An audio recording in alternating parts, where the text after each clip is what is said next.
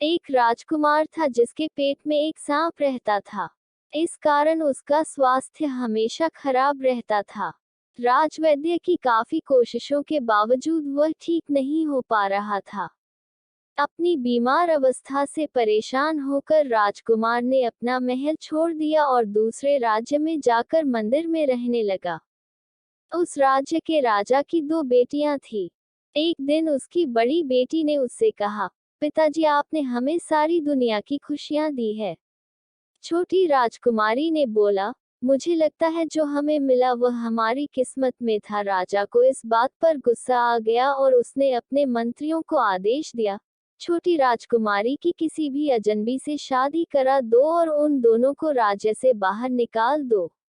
मंत्रियों ने राजकुमारी की शादी राजकुमार से करा दी और उन दोनों को राज्य से बाहर निकाल दिया। रास्ते में राजकुमार को थोड़ी थकान महसूस हुई। राजकुमारी ने अपने पति को आराम करने की सलाह दी और खुद भोजन की व्यवस्था करने चली गई। जब वह वापस आई तो उसने देखा एक सांप उसके पति के मुंह से निकल रहा है और दूसरा सांप पास की एक बाम्बी से बाहर आ रहा है। वह छिपकर उन दोनों की बातें सुनने लगी। बाम्बी से बाहर निकलता हुआ सांप बोला, अब तो राजकुमार को छोड़ दो, अगर किसी दिन उसने जीरे के बीज खा लिए तो तुम मर जाओगे।